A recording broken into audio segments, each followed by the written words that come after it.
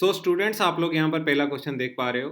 Find the voltage across the 5 ohm resistor by loop current analysis. तो हमें mesh analysis use करना है। तो सबसे पहले तो आइडेंटिफाई लूप्स। तो हम सबको पता है कि यहाँ पर दो लूप्स बन जाएंगी, एक लूप वन और इसकी जो डायरेक्शन है ये मैं क्लॉकवाइज डायरेक्शन ही ले रहा हूँ और दूसरा लूप जो है वो लूप टू। हम इस क्वेश्चन को दोनों मेथड से करेंगे, लूप मैश करंट एनालिसिस के साथ भी और नोडल एनालिसिस के साथ भी। तो नेक्स्ट हम लोग नोडल एनालिसिस से इसको सॉल्व करेंगे और हमें फाइंड आउट करना है कि find the voltage across the 5 ohm resistor. तो पहले तो मैंने ले ली loop one and loop two और फिर अगर करंट की डायरेक्शन मैंने ये लूप वन में ली है तो फिर मैं असाइन कर दूंगा प्लस माइनस हर रेजिस्टर्स में डायरेक्शंस प्लस माइनस। और फिर मैं लूप इक्वेशंस लूंगा। तो लूप इक्वेशन क्या बन जाएगी हमारे पास सी स्टार्टिंग फ्रॉम दिस पॉइंट। तो यहाँ पर हम लोग minus 50 volt plus plus 3 into I one plus 3 into I one plus plus 5। अब करंट की डायरेक्शन I1 तो पॉजिटिव है, क्लॉकवाइज है, और लूप टू में जो I2 की करंट की डायरेक्शन है वो ऑपोजिट है I1 के। तो ये आ जाएगा, रिजल्ट आ जाएगा I1 minus I2 and last plus 6 I1 equal to 0। तो ये हमारी होगी current equation, loop equation one. इसको जब आप सॉल्व करोगे तो हमारे पास रिजल्ट आ जाएगा 14I1 minus 5I2 equal to 50। तो ये हमारे पास आ गई इक्वेशन नंबर वन। सिमिलरली हम लोग लूप टू इक्वेशंस लेंगे। तो यहाँ पर भी हम लोग पोलैरिटी सेट कर देते हैं, plus minus plus minus plus minus. तो अब हम लोग इस लूप इक्वेशन लिखेंगे। तो कहीं से भी स्टार्ट करते हैं हम लोग, यहाँ से 2 ओम से स्टार्ट करते हैं। तो हमारे पास आ जाएगा 2 into I2, next plus 25 volt then plus 8 into I2 and last plus 5। यहाँ पर I2 पॉजिटिव है तो I2 minus I1 equal to 0। और जब इसको सॉल्व करोगे तो हमारे पास जो फाइनल वैल्यू आ जाएगी वो आ जाएगी -5I1 plus 15I2 equal to -25। तो ये आ जाएगी हमारे पास इक्वेशन नंबर टू। तो हमारे पास दो इक्वेशन आ गई, एक आ गई 14I1 minus 5I2 equal to 50 and the other one is -5I1 plus 15I2 equal to -25। तो दो वेरिएबल्स है, दो इक्वेशन है, सॉल्व कर लेंगे फॉर I1 एंड I2। और यहाँ पर मैं देख पा रहा हूँ कि अगर मैं इस पहली इक्वेशन को मल्टीप्लाई बाय 3 करूँ तो ये -15 हो जाएगा, ईजी हो जाएगा। एंड 14 3 ज़ा 42I1 minus 15I2 equal to 150 and the other equation -I1 plus 15I2 equal to -25। जब इसको हम लोग सॉल्व करेंगे तो हमारे पास जो वैल्यू आ जाएगी ये तो कैंसिल हो जाएगा। हमारे पास वैल्यू आ जाएगी 37I1 equal to 125 and I1 जब आप सॉल्व करोगे कैलकुलेटर के साथ 125 divided by 37 it will be coming out to be 3.37 amperes. 3.37 amperes. तो ये तो वैल्यू आ गई I1 की। अब इन दोनों इक्वेशन में से कहीं पे भी सब्सटीट्यूट कर दो I1।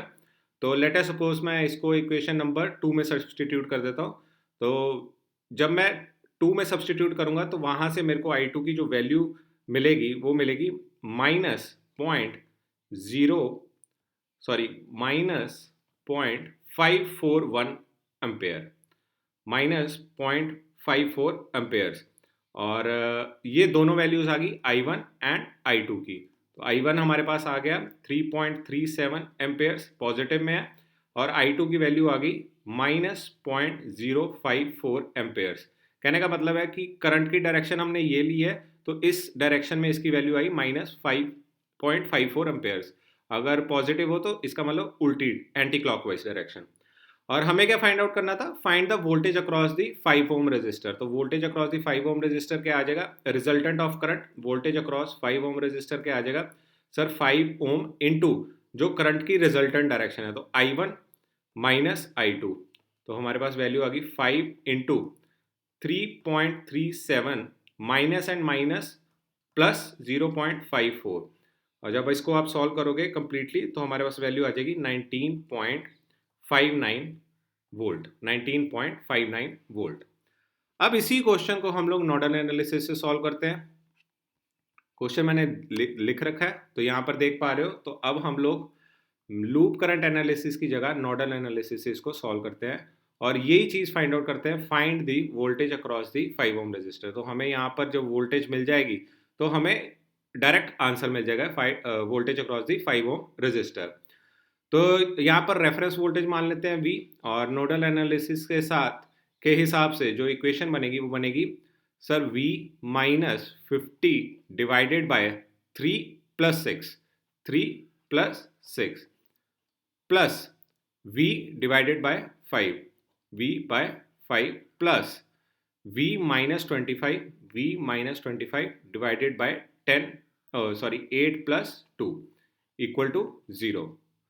V minus 50 divided by 9 plus V by 5 plus V minus 25 divided by 10 equal to 0। इसका एलसीएम ले लेते हैं, 5 9 10 का इसका एलसीएम आ जाएगा 90। तो 9 10 सा 10V माइनस 500 प्लस 5 18 सा 18V प्लस 10 9 सा 9V minus 225 equal to 0। 10V plus 18V 28V, 28V plus 9V 37V, 37V equal to इन दोनों को जब एडिशन करोगे तो हमारे पास वैल्यू आ जाएगी 725 वोल्ट। तो V की वैल्यू आ जाएगी 725 divided by 37 which is coming out to be, जब आप इसको सॉल्व करोगे तो ये आ जाएगा 19.59 वोल्ट। तो देखो लास्ट केस में भी हमारे पास क्या वैल्यू आई थी 19.59 वोल्ट, और इस केस में भी नोडल एनालिसिस के थ्रू भी हमारे पास क्या वैल्यू आई 19.59 वोल्ट। तो स्टेप आसान हो गया, और हमें क्या फाइंड आउट करना था the voltage across 5 ohm resistor, the voltage across 5 ohm resistor. चलिए नेक्स्ट क्वेश्चन देखते हैं। यहां पर पूछा गया है determine all branch currents by mesh current analysis. तो हम लोग क्या करते हैं, इसको मेश करंट एनालिसिस से भी सॉल्व करते हैं और इसको हम लोग फिर से नोडल एनालिसिस से भी सॉल्व करते हैं। तो बहुत ही सिंपल सा क्वेश्चन है, आप देख पा रहे हो। तो लेट मी टेक करंट की डायरेक्शन, यहाँ पे मैं I1 ले लेता हूँ और यहाँ पर भी I2 ले लेता हूँ, क्लॉकवाइज डायरेक्शन ले लेता हूँ और फिर इक्वेशन लिखूंगा। तो हम लोग पोलैरिटी साइन कर देते हैं प्लस माइनस। तो हम लोग लूप 1 में इक्वेशन लिखते हैं। तो लूप 1 की इक्वेशन जब हम लोग लिखेंगे तो हमारे पास वैल्यू आ जाएगी sir 8I1 plus 4I1 minus I2 opposite direction में जा रहा है, और उसके बाद minus 42 volt equal to 0, minus 42 volt equal to 0 KVL लगाया। नेक्स्ट इसको जब हम लोग सॉल्व करेंगे तो 8 प्लस 4 कितना हो जाएगा 12I1 minus 4I2 equal to 42। इसी तरीके से लूप 2 में हम लोग इक्वेशन लगाएंगे। तो प्लस माइनस तो कहीं से भी स्टार्ट कर लेते हैं, लेट अस सपोज यहाँ से स्टार्ट कर लेते हैं, plus 6I2 minus 10 plus 4I2 minus I1 equal to 0। इसको सॉल्व करेंगे तो हमारे पास वैल्यू आ जाएगी minus 4I1 plus 10I2 equal to 10। अब हमारे पास यहाँ पर भी दो इक्वेशंस आ गई, तो हम लोग इसको लिख लेते हैं 12I1 minus 4I2 equal to 42, ये इक्वेशन नंबर 1। और दूसरी इक्वेशन आ गई 4I1 plus 10I2 equal to 10, equation number 2। जब आप इसको सॉल्व करोगे तो हमारे पास जो वैल्यूज आ जाएंगी वो आ जाएंगी, I1 जो वैल्यू आएगी वो आएगी 4.42 एम्पेयर्स, और I2 की जो वैल्यू आएगी वो आ जाएगी 2.76 एम्पेयर्स, और 2.77 एम्पेयर्स। इसी को हम लोग वेरीफाई करेंगे अभी नोडल एनालिसिस के साथ। तो ये दो वैल्यूज आएंगी I1 और I2 की। तो ये तो हमने निकाला all branch currents by mesh current analysis. अब इसी को सॉल्व करते हैं हम लोग with the use of nodal analysis.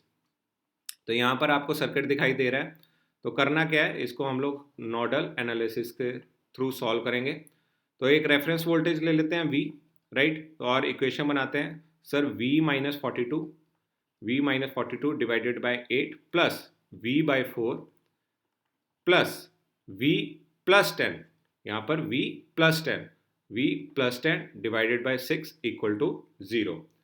LCM ले लेंगे, 4 8 6 का एलसीएम आ जाएगा हमारे पास 24, 8 3 3V माइनस यहाँ पर 42 3 into 42 is 126 plus 4 6 6v plus 6 4 4v plus 40 equal to 0। जब आप इसको सॉल्व करोगे तो हमारे पास वैल्यू आ जाएगी 3v plus 6v 9v 9v plus 4v 13v 13v minus 86 equal to 0। 13v equal to 86 v equal to 86 divided by 13। इसको solve करते हैं तो हमारे पास वैल्यू आएगी 6.62 एम्पेयर्स। 6.62 एम्पेयर्स कहने का मतलब है यहाँ पर जो रेफरेंस वोल्टेज ली थी वहाँ पर हमारे पास वैल्यू आ गई 6.62 वोल्ट। 6.62 वोल्ट। अब हमें क्या फाइंड आउट करना है? All branch currents. All branch currents तो हम लोग I1 ये ले लेते हैं of course I1 and this one I2 ले लेते हैं। तो अब हम लोग फाइंड आउट करते हैं I1। तो I1 क्या आ जाएगा 42। I1 क्या आ जाएगा 42 minus 6.62 divided by 8। 42 minus 6.62 divided by 8 तो हमारे पास वैल्यू आ जाएगी इसकी 4.42 एम्पेयर्स। और I2 क्या आ जाएगा हमारे पास 6.62 plus 10 volt divided by 6 which is coming out to be 2.77 amperes. तो जब आप इसको वेरीफाई करोगे तो देख लेना कि लास्ट क्वेश्चन में भी हमारे पास वैल्यूज यही आई थी। I1 की 4.42 वो एम्पेयर्स एंड I2 की 2.76 एम्पेयर्स। तो ये दोनों एक ही क्वेश्चन को हम लोगों ने दोनों मेथड से सॉल्व किया। अब एक लास्ट क्वेश्चन देखते हैं, बहुत ही सिंपल सा क्वेश्चन है, उसको हम लोग नोडल एनालिसिस से सॉल्व करेंगे। तो जैसे यहाँ पर क्वेश्चन पूछा गया determine the current through 2 ohm resistor. तो सीधे डायरेक्ट क्वेश्चन पूछा गया, आपको ये नहीं पूछा गया कि मैश एनालिसिस से सॉल्व करो या नोडल एनालिसिस से, तो आप कोई भी मेथड यूज़ कर सकते हैं। तो यहाँ पर हम लोग अप्लाई करेंगे नोडल एनालिसिस। बहुत ही आसान तरीका है जैसे कि मैंने बताया। तो यहाँ पर आप देख पा रहे हो, यहाँ पर एक करंट सोर्स देख पा रहे हो, 2 वोल्टेज सोर्स लगी हुई है। तो मैं यहाँ पर क्या करूँगा, हमें करंट फाइंड आउट करनी है 2 ओम रेजिस्टर। तो लेट अस सपोज कि हमें इस 2 ओम रेजिस्टर में करंट फाइंड आउट करनी है, दैट मीन्स I2 हमें फाइंड आउट करनी है। तो I1 यहाँ पर भी करंट फ्लो कर रहा होगा। तो लेट अस सपोज हम लोग यहाँ पर रेफरेंस वोल्टेज V ले लेते हैं और फिर हम लोग नोडल एनालिसिस से KCL इक्वेशन बनाएंगे। तो हमारे पास क्या आ जाएगी V minus 10 divided by 4 plus V minus 6 divided by 6 plus 2 8। अब ये देखो 2 एम्पेयर्स यहाँ पर गया, 2 एम्पेयर्स यहाँ से गया, इधर भी गया और इधर भी गया। तो हमने ये इक्वेशन ली V माइनस 10 डिवाइडेड बाय 4 और यहाँ पर इक्वेशन ली V minus 6 divided by 6 plus 2 8। और ये किसके बराबर है? 2 के बराबर। ये किसके बराबर है? 2 के बराबर। तो हम लोग यहाँ पर एलसीएम ले लेंगे। 4 और 8 का एलसीएम 8 आ जाएगा और यहाँ पर आ जाएगा 4 2 2V minus 20 plus V minus 6 equal to 2 and 2 3V minus 26 equal to 2 8 16 3V equal to 26 plus 16 42 V equal to 14 volt. V equal to 14 volts. तो हमारे पास ये जो रेफरेंस वोल्टेज थी इसमें वैल्यू आ गई 14 वोल्ट्स। अब हमें फाइंड आउट करना है I2 फाइंड आउट करना है, क्योंकि इन्होंने पूछा गया है determine the current through 2 ohm resistor. तो इस लूप में इक्वेशन करंट क्या रहेगी? सिंपली I2 जो रहेगा वो क्या रहेगा 14 volts minus 6 volt divided by 6 plus 2 8। तो 14 minus 6 is what 8 divided by 8 is equal to 1 amperes. तो यहाँ पर जो करंट फ्लो कर रही है वो कर रही है 1 एम्पेयर्स। इन केस अगर वो 4 ओम में पूछता तो हमारे पास इक्वेशन क्या आ जाती, तो हम लोग लिख लेते हैं कि सर यहाँ से अगर हम लोग I1 फाइंड आउट करते हैं तो हमारे पास I1 क्या आ जाएगा sir 10 minus 14 divided by 4। 10 minus 14 divided by 4 which is equal to minus 4 divided by 4 equal to minus 1 amperes. इसकी डायरेक्शन ये ले रखी है तो इसलिए हमारे पास माइनस 1 एम्पेयर्स है। अगर पॉजिटिव डायरेक्शन लेनी है तो इसके ऑपोजिट, तो ये टोटल 1 एम्पेयर ऑपोजिट डायरेक्शन में होता है, that means anti clockwise direction में होता है। हमने यहाँ से लिया lower potential to higher potential 10 volt minus 14 volt, इसीलिए हमारा आंसर क्या आ रहा है माइनस 1 एम्पेयर। तो ये थे इंपॉर्टेंट क्वेश्चन और ये असाइनमेंट के क्वेश्चंस थे, आप लोग वेरीफाई कर सकते हो। Thank you.